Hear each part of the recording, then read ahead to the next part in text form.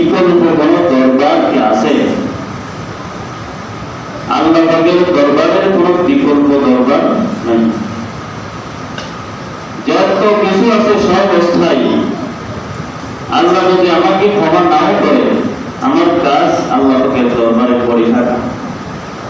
আল্লাহ ক্ষমা করুক বা নাই করুক, ইবাদত বন্দেগী গ্রহণ করুক বা নাই করুক, আমার কাজ ইবাদত বন্দেগী করতে থাকা।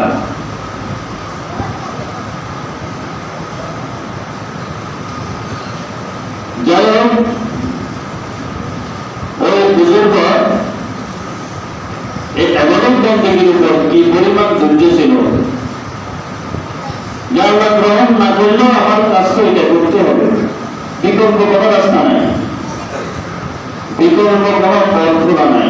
এমন নয় যে আমি নামাজ না পড়ে আমি জান্নাতে যেতে পারবো, এমন নয় আমি উচ্ছৃঙ্খল বিশৃঙ্খল হয়ে আমি আল্লাহ পাকের নাফরমানি করে আমি শান্তি ধরতে পারবো, এমন নয় যে আমি আল্লাহ পাকের ইবাদত বন্দেগী ছেড়ে দিলাম আর আমার জন্য সুখ শান্তি আসতেছে, এমন নয়।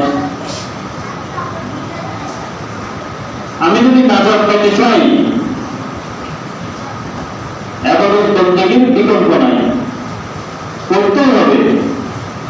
কারণ আল্লাহ পাক কোরআনে কারীমে ইরশাদ করেন, ওয়া মা খালাকতুল জিন্না ওয়াল ইনসা ইল্লা লিয়াবুদুন, আমি মানব জাতি এবং জিন জাতিকে সৃষ্টি করেছি একমাত্র আমার ইবাদত বন্দেগী করার জন্য। আমি সৃষ্টি করেছি আমার ইবাদত বন্দেগী করার জন্য। তাহলে আমাদের সৃষ্টির উদ্দেশ্য ইবাদত বন্দেগী। সূরা মুলুকের আয়াতে আল্লাহ পাক ইরশাদ করেন, আল্লাযী খালাকাল মাউতা ওয়াল হায়াতা লিয়াবলুয়াকুম আইয়ুকুম আহসানু আমালা।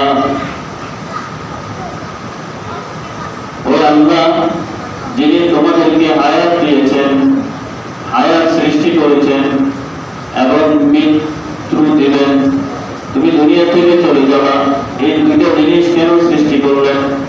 মানে একটা মানুষের হায়াত আছে আবার মৃত্যু বরণ হবে,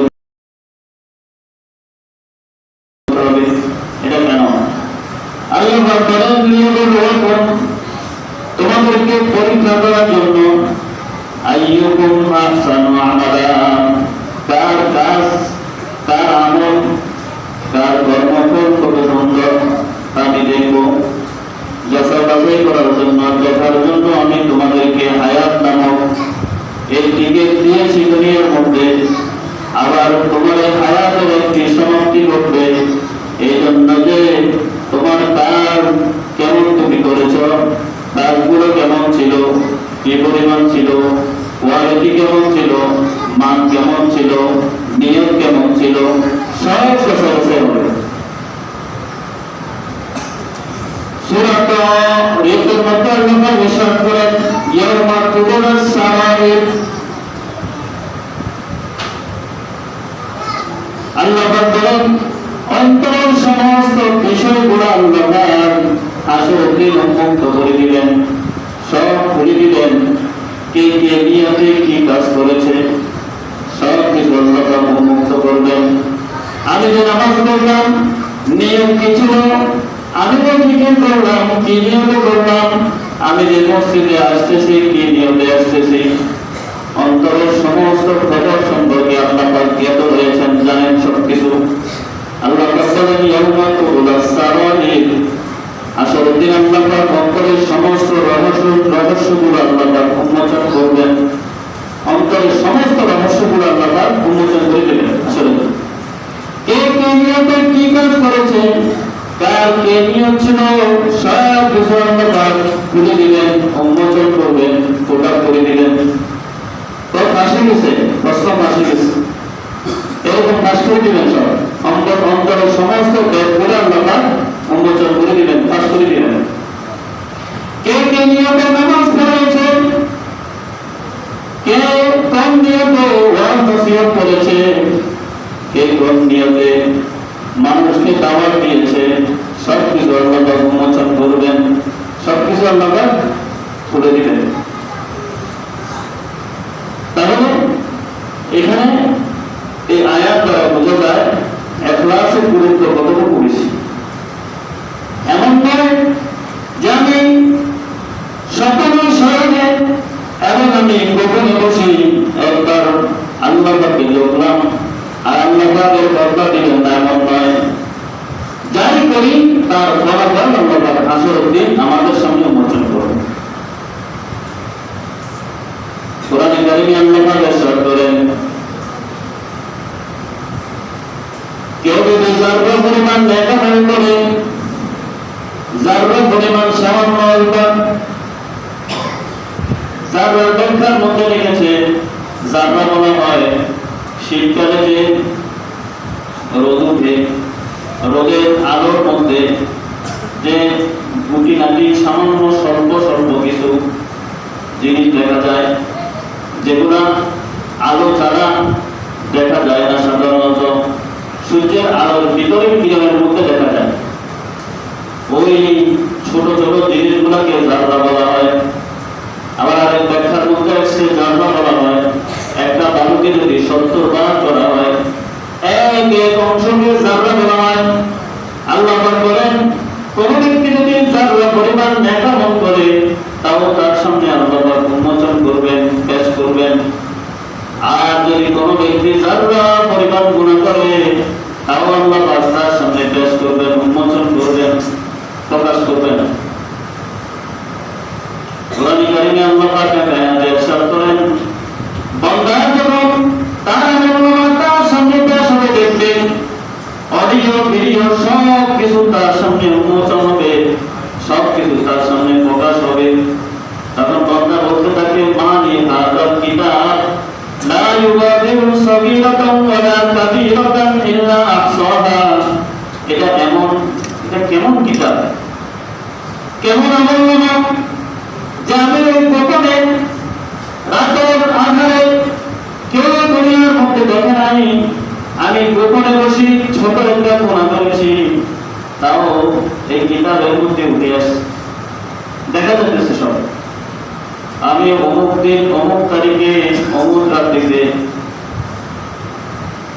ওই রাতের গভীরে দুনিয়ার কোনো মানুষ দেখে নাই, আমি ওই পাপটা করে ফেলেছি। ওই পাপটার সব কিছু অডিও ভিডিও শুদ্ধ এখানে আমল নামার মধ্যে দেখা যাচ্ছে। যখন আমার নামার সামনে পেশ হবে, মিথ্যা কথা বলতে চেষ্টা করবেন, অস্বীকার করার চেষ্টা করবেন। আল্লাহ পাক বলেন সূরা ইয়াসিনের মধ্যে, আল্লাহ পাক বলেন, আল-ইয়াওমা নাখতিমু আলা আফওয়াহিহিম ওয়া তুকাল্লিমুনা আইদিহিম ওয়া তাশহাদু আরজুলুহুম বিমা কানু ইয়াসিবুন। আসল দিন আল্লাহ পাক মুখের মধ্যে মোহর মারবেন, মুখে আর কথা বলতে পারবেন না, হাতে সাক্ষী দিবে, পায়ে সাক্ষী দিবে, চক্ষু সাক্ষী দিবে, কানে সাক্ষী দিবে, আমার এই বডি পুরা বডিটাই আমার বিরুদ্ধে সাক্ষী দিবে। হাত বলবে আমাকে এই কাজে ব্যবহার করেছে সে, চক্ষু বলবে আমাকে এই কাজে ব্যবহার সে করেছে, পা বলবে আমাকে এই কাজে সে নিয়ে গিয়েছে। অস্বীকার করার কোনো কিছু নাই, অস্বীকার করার কোনো কিছু। আমাদের এই দেহগুলো আমাদের বিরুদ্ধে কি সাক্ষী দিবে। বললাম কোরআনের ওই আয়াত আল্লাহ পাক ইরশাদ করেন, ইয়াউমা তুবলাস সারাইর। আল্লাহ পাক বলেন কিয়ামতের দিন অন্তরের সমস্ত ব্যাগগুলো আল্লাহ পাক উন্মোচন করবেন, সব বোঝা ফুটক করে দিবেন। তাহলে যাই করি, ইবাদত বন্দেগী যাই করি, এটার ফলাফল আল্লাহ পাক দিবেন, আর এটার বিকল্প নাই।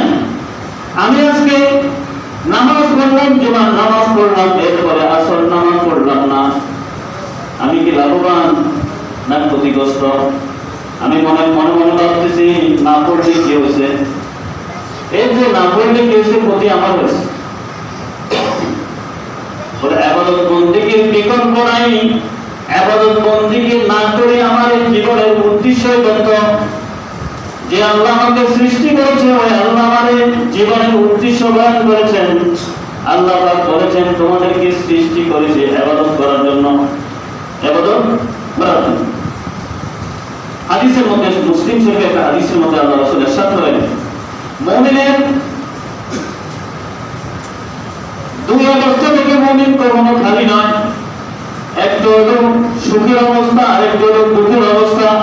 দুই অবস্থা জায়গায় হালতে ফুস হালতে কি বস, দুইটা অবস্থায় মুমিনের উপর সবসময় আসবে। একটা হলো সুখের অবস্থা, সুখের কোনো কিছু আসছে, আল্লাহ রাসূল বলেন মুমিনের বিষয়ে আমি আশ্চর্যান্বিত হই। মুমিনের প্রত্যেকটি কাজে কল্যাণকর, প্রত্যেকটি অবস্থায় তার জন্য নেকি। হয় মুমিনের উপর সুখ শান্তি আসবে, অথবা মুমিনের উপর বিভিন্ন বিপদ আপদ আসবে। যদি সুখ শান্তি আসে তখন মুমিন শুকরিয়া আদায় করবে, আর এই শুকরিয়া যাপনের মাধ্যমে আল্লাহ পাকের সন্তুষ্টি অর্জিত হবে। আর যদি কোনো বিপদ আপদ আসে, সে ধৈর্য ধারণ করবে, সবর করবে, আল্লাহ পাকের কাছে সাহায্য চাইবে, এটাও তার জন্য কল্যাণকর। দুটোই কল্যাণকর। সুখ শান্তি আসলে কোনো নিয়ামত, কোনো ভালো কিছু আমার সামনে উন্মোচন হলো, আমি সুন্দরভাবে খাইতে পারলাম, আল্লাহ পাকের দরবারে শুকরিয়া জ্ঞাপন করব। আমার কোনো কিছু আসলো, কোনো কিছু আমার সুফল হইল, আমি শুকরিয়া জ্ঞাপন করলাম, এটাও সওয়াব। আর যদি কোনো বিপদ আপদ আসে, টাকা পয়সা নাই, অর্থ করি নাই, বিবাহ শাদী হচ্ছে না, অথবা কোনো বিপদ লেগে আছে, অথবা স্ত্রী আমার কথা শুনে না, অথবা ছেলে সন্তান ঘুরায় গেল, বিভিন্ন বিপদ আপদ আমার উপর আসতেছে, এই অবস্থায় যদি আমি ধৈর্য ধারণ করি এবং আল্লাহ পাকের কাছে চাই, আল্লাহ রাসূল বলেন ইযা ইসতাআনতা ফাসতাইন বিল্লাহ ওয়া ইযা সাআলতা ফাসআলিল্লাহ। যদি চাইতে হয় আমার কাছে চাও, আর যদি সাহায্য প্রার্থনা করতে চাও আমার কাছে সাহায্য প্রার্থনা করো। তাহলে বিপদ আপদ মুমিনের জন্য কল্যাণকর, আর সুখ শান্তিও মুমিনের জন্য কল্যাণকর।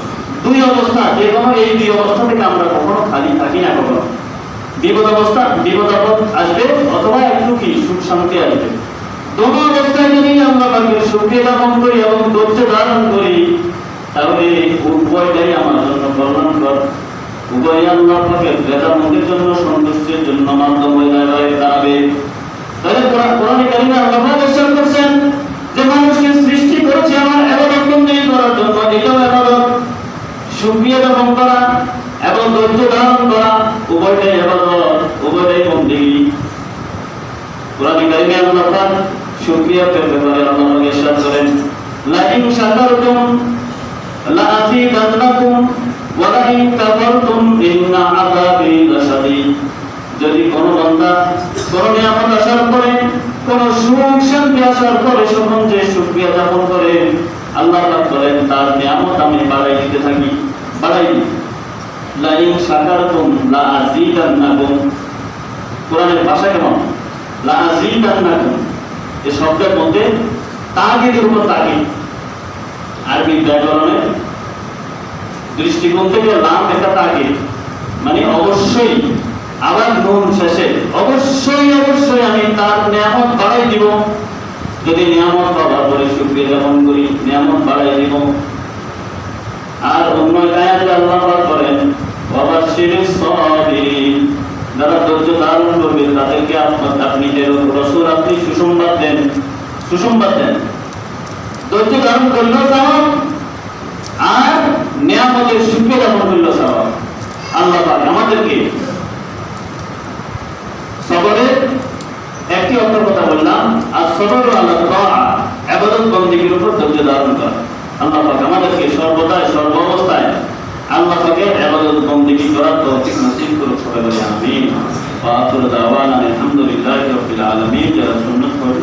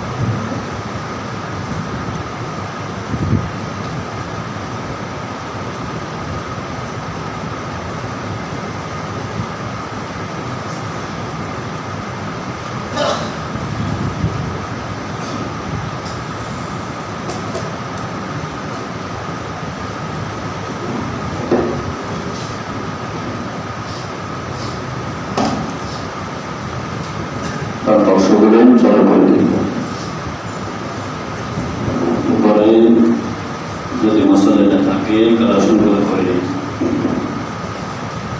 গ্রীষ্মের মৌসুম প্রায় প্রতি জুমায় বৃষ্টি হয়। আসলে দোতলার ছাদটা খুবই জরুরি, কিন্তু মসজিদের ফান্ডে টাকা নাই বেশি। এখানে প্রায় 12 থেকে 15 লাখ টাকা প্রয়োজন। এই জন্য আমরা দানের ক্ষেত্রে একটু বেশি সঠিক থাকবো।